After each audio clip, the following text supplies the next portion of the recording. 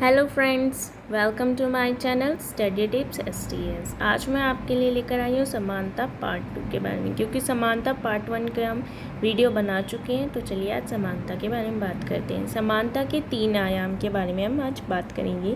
वो 3 आयाम है राजनीतिक समानता, सामाजिक समानता और आर्थिक समानता। ठीक है, पहले हम काफ़ी बात कर चुके हैं। चलिए आज हम राजनीतिक समानता के बारे में बात करते हैं। राजनीतिक समानता किसे कहते हैं? तो लोकतांत्रिक समाज में सामान्य रूप से सभी सदस्यों को समान नागरिकता देना राजनीतिक समानता कहलाता है। ठीक है, इसमें इम्पोर्टेंट वर्ड है समान नागरिकता देना। तो समान नागरिकता जो है वो अपने आप में मूल अधिकार जैसे कि मतदान का अधिकार, कहीं भी आने जाने का अधिकार, संगठन बनाने और अभिव्यक्ति की स्वतंत्रता और धार्मिक विश्वास की स्वतंत्रता लाती है। ये ऐसे अधिकार हैं जो नागरिकों को अपना विकास करने एवं स्वयं के कामकाज में हिस्सा लेने में सक्षम यानी कि एबल बनाने के लिए ज़रूरी माने जाते हैं। ठीक है, ये अधिकार जो है वो औपचारिक है और ये औपचारिक जो अधिकार है वो सिर्फ संविधान और कानूनों द्वारा निश्चित किए गए हैं। ठीक है, राजनीतिक समानता न्यायपूर्ण और समतावादी समाज के गठन के लिए निश्चित तौर पर इम्पोर्टेंट घटक तो है, परंतु ये अपने आप में पर्याप्त नहीं है। ठीक है, सामाजिक समानता के बारे में बात करें तो सामाजिक समानता का लक्ष्य राजनीतिक समानता और समान कानूनी अधिकार प्रदान करना है, लेकिन इसके साथ अवसरों की समानता प्रदान करना भी महत्वपूर्ण है। तो समानता के उद्देश्य जो है हमारे लिए बहुत ज़रूरी है। उस उद्देश्य में आता है विभिन्न समूह और समुदायों के लोगों के पास इन साधनों तथा अवसरों को प्राप्त करने का बराबर और उचित मौका हो। इसके लिए आवश्यक है सामाजिक और आर्थिक असमानताओं के प्रभावों को कम से कम किया जाए। समाज में सभी सदस्यों के जीवन यापन के लिए अन्य चीज़ों के अलावा पर्याप्त स्वास्थ्य सुविधाएं, अच्छी शिक्षा पाने का अवसर, उचित पोषक आहार और न्यूनतम वेतन जैसी कुछ न्यूनतम चीज़ों की गारंटी भी आवश्यक है। ठीक है, तो अब हम उदाहरण के बारे में बात करते हैं जो सामाजिक असमानता की हम कर सकते हैं। सामाजिक असमानता के उदाहरण में हम भारत को ले सकते हैं। तो भारत में जैसे कि जो समस्या उत्पन्न होती है वो सुविधाओं को लेकर नहीं, बल्कि ज़्यादातर समस्याएं रीति रिवाजों को लेकर जो है उत्पन्न होती हैं। जैसे कि देश के विभिन्न हिस्सों में महिलाओं को उत्तराधिकार का समान अधिकार नहीं दिया जाता है।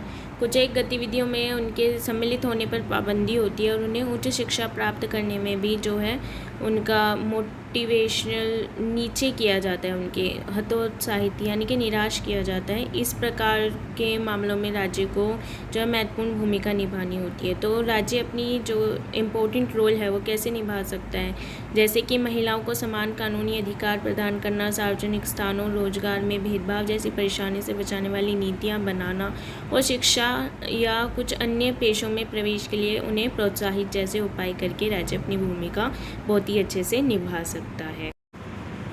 आर्थिक समानता के बारे में बात करते हैं। आर्थिक असमानता इस प्रकार से समाज में है जिसमें लोगों और वर्गों के बीच धन दौलत या आमदनी में अच्छी खासी भिन्नता हो। तो इसके लिए हम उदाहरण ले सकते हैं, अमीर और गरीब समूह के बीच फ़र्क नापा जाए और दूसरा कि गरीबी रेखा से नीचे रहने वाले लोगों की संख्या का आंकलन करके भी हम जो है गरीब और अमीर लोगों के बीच फ़र्क कर सकते हैं। तो आज इसको बचने के उपाय क्या हो सकते हैं कि आज जो लोकतंत्र है लोगों को समान अवसर उपलब्ध कराने की कोशिश करते हैं। ठीक है, कोशिश करें कि ज़्यादा से ज़्यादा अवसर उन्हें ऐसे मिले जो वो अपनी हालत सुधारने में प्रयासरत रहे। इससे ये संभावना छुपी हुई है कि जिससे ज़रूरी प्रयासों द्वारा समाज में अपनी स्थिति बेहतर बना सकते हैं लोग इन प्रयासों के द्वारा। तो हमारे समाज में जो है 2 प्रमुख राजनीतिक विचारधारा हैं, मार्क्सवाद और उदारवाद। तो हम मार्क्सवाद के बारे में बात करते हैं। तो मार्क्सवाद जो है कार्ल मार्क्स 19वीं सदी के विचारक थे। उन्होंने तर्क दिया कि खाईनुमा असमानताओं का मूलभूत कारण जो है आर्थिक संसाधनों जैसे जंगल, ज़मीन या तेल समेत अन्य दूसरी तरह की संपत्ति का निजी स्वामित्व है। जो निजी स्वामित्व होता है वो मालिकों के वर्ग को केवल अमीर नहीं बनाता है, बल्कि उनको राजनीतिक शक्ति भी देता है, उनको और ज़्यादा पावरफुल बना देता है।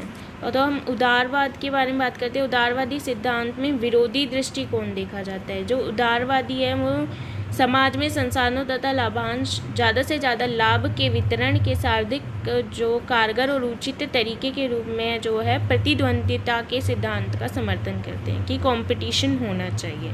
उनका मानना है कि सबके लिए जो जीवन यापन करने के लिए जो है न्यूनतम स्तर और समान अवसर प्रदान करने और सुनिश्चित करने के लिए जो है राज्य को हस्तक्षेप करना है, परंतु इसमें समाज में अपने आप समानता और न्याय स्थापित नहीं हो सकता। स्वतंत्र और निष्पक्ष परिस्थितियों में ही व्यक्तियों के बीच प्रतिस्पर्धा ही समाज के में लाभांश यानी कि ज़्यादा से ज़्यादा लाभ के वितरण का सबसे न्यायपूर्ण एवं कारगर उपाय होती है। तो जो उदारवादी मानते हैं जब तक जो है प्रतिस्पर्धा यानी कि कंपटीशन स्वतंत्र और खुली होगी, असमानताओं की खाइयाँ नहीं पनपेगी और लोगों को अपनी प्रतिभा और कोशिशों का फ़ायदा मिलता रहेगा। उदारवादियों के लिए असमानता स्वयं में समस्या नहीं है, बल्कि अन्याय और गहरी असमानताओं को ही समस्या मानते हैं, जो व्यक्तियों को उनके व्यक्तित्व क्षमताएं विकसित करने में बाधा डालती हैं। चलिए अब हम जानते हैं कि हम समानता को बढ़ावा कैसे दे सकते हैं। तो हम समानता को बढ़ावा 3 तरीकों से दे सकते हैं: औपचारिक समानता की स्थापना करके, विभेदक बर्ताव द्वारा और सकारात्मक कार्यवाही करके। तो अब हम बात करते हैं औपचारिक समानता की स्थापना के बारे में। तो असमानता और विशेषाधिकार की औपचारिक व्यवस्था को समाप्त करना समानता लाने की दिशा में पहला कदम होगा। विश्व भर में सामाजिक, आर्थिक तथा जो राजनीतिक असमानताओं में कुछ रीति रिवाज एवं कानूनी व्यवस्थाओं से संरक्षण रखा गया है। तो इन रीति रिवाजों और कानूनों द्वारा समाज के कुछ हिस्सों को सभी किस्म के अवसरों एवं लाभों का आनंद उठाने से रोका जाता है। तो इसके लिए हम उदाहरण ले सकते हैं कि बहुत से देशों में गरीब लोगों को वोट देने से रोका जाता था, महिलाओं को बहुत सारे व्यवसाय और गतिविधियों में भाग लेने से रोका जाता था। भारत में जाति व्यवस्था निचली जातियों को शारीरिक श्रम के अलावा कुछ भी करने से रोकती थी। ठीक है, तो हम ये 3 एग्जाम्पल है जो इसमें यूज़ कर सकते हैं। और समानता को हासिल करने के लिए यह आवश्यक है कि वैसे सभी निषेध या विशेषाधिकार को समाप्त किया जाए, ठीक है, जिससे औपचारिक समानता की स्थापना हो सके। तो हम बात करते हैं हमारे संविधान के बारे में। तो हमारे संविधान भी जो है आर्टिकल 15 में कहता है कि सभी धर्म, नस्ल, जाति, लिंग या जन्म स्थान के आधार पर भेदभाव करने को रोकता है। हमारा संविधान छुआछूत की प्रथा को भी जो है रोकता है। ज़्यादातर जो आधुनिक संविधान और लोकतांत्रिक सरकारें हैं वो औपचारिक रूप से समानता के सिद्धांत को स्वीकार कर चुकी है, ठीक है।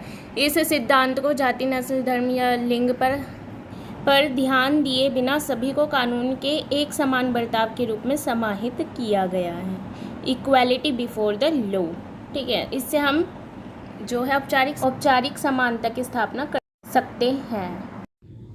तो चलिए अब हम विभेदक बर्ताव द्वारा समानता के बारे में बात करते हैं। तो समानता के सिद्धांत को अगर यथार्थ में बदलने के लिए हमें औपचारिक समानता या कानून के समक्ष समानता जरूरी तो है, पर पर्याप्त नहीं है, क्योंकि कभी कभी ये सुनिश्चित करने के लिए कि व्यक्ति समान अधिकारों का उपभोग कर सके, उसके लिए अलग अलग व्यवहार करना भी बहुत ज़रूरी है। तो इसके लिए हम एक उदाहरण को ले सकते हैं। उदाहरण के लिए हम विकलांगों की सार्वजनिक स्थानों पर खास ढलान वाले रास्तों की मांग सही होगी, ताकि वो कहीं भी सार्वजनिक स्थानों पर आ जा सके बिल्कुल सुविधाजनक तरीके से, ठीक है। अब कौन सी नीतियाँ अपनाई गई हैं जो अवसरों तक समान अवसरों पर पहुंच तक रोक लगाती है? तो कहीं देशों में सकारात्मक कार्यवाही को अपनाया गया है, पर हमारे देश में जो है आरक्षण की नीति को अपनाया गया है। अब सकारात्मक कार्यवाही यानी कि अफर्मेटिव एक्शन की किसी चीज़ पर एक्शन ले लेना, पर हमारे में आरक्षण की नीति को अपनाया गया है, जैसे कि महिलाओं के लिए अलग आरक्षण रख दिया गया है, सबके लिए अलग अलग आरक्षण रख दिया गया है, ताकि सभी को समान अवसर मिल सके, सभी समान अवसरों का फ़ायदा उठा पाएँ। तो हम बात करते हैं सकारात्मक कार्यवाही के बारे में। तो यह इस विचारधारा पर आधारित है कि असमानता की गहरी इकाइयों को ख़त्म करने के लिए अधिक से अधिक सकारात्मक कदम उठाए जाएं, कि उसको असमानताओं को जड़ से उखाड़ कर फेंक दिया जाए, सकारात्मक कार्यवाही का काम है, ठीक है। सकारात्मक कार्यवाही जो है उसकी ज़्यादातर नीतियाँ अतीत की असमानताओं के दुष्प्रभाव को ठीक करने के लिए बनाई गई हैं, कि लोगों पर जो दुष्प्रभाव पहले के पड़े हुए हैं उनको ठीक किया जाए, लोगों से निकाला जाए। अब हम बात करते हैं सकारात्मक कार्यवाही में नीतियाँ क्या क्या हो सकती हैं। तो जैसे कि स्टूडेंट्स को स्कॉलरशिप देना, हॉस्टल जैसी सुविधाएं उनको देना, उनके लिए खर्चा उठाना, नौकरियों और शैक्षिक संस्थानों में प्रवेश के लिए खास प्रकार की व्यवस्था करना, ये सारी जो है सकारात्मक कार्यवाही की नीतियों में आ सकते हैं, तो अब सकारात्मक कार्रवाई की नीतियों की आलोचना के बारे में बात करते हैं। तो जो आलोचक हैं, इसकी नीतियों की आलोचना हुई है। तो जो आलोचक हैं उन्होंने इसके विरुद्ध, नीतियों के विरुद्ध तर्क देने के लिए जो है समानता के सिद्धांत की मदद ली है। उनका तर्क है कि जैसे कि भारत में आरक्षण को अपनाया गया है, आरक्षण जैसे कि महिलाओं के लिए अलग आरक्षण रखा गया है, SC ST OBC के लिए अलग आरक्षण रखा गया है, तो वो भी एक प्रकार का उन्होंने भेदभाव बताया है कि समानता की मांग है, तमाम व्यक्तियों को बिल्कुल एक तरह के व्यवहार से देखा जाए। और उनका मानना है कि राज्य को कुछ समानता लाने के लिए सामाजिक नीतियां बनानी चाहिए, जिससे कि राज्य में समानता लाई जा सके, सभी को एक समान अवसर मिल सके समानता के। तो फ्रेंड्स, हमारा समानता का चैप्टर यहीं पर ख़त्म होता है और समानता पार्ट 1 का वीडियो लिंक मैं आपको डिस्क्रिप्शन में दे दूँगी, ताकि आप अपना पूरा समानता का चैप्टर पूरा कर सकें। Thank you so much for watching my video. Please subscribe my channel and don't forget press the bell icon for get the notifications.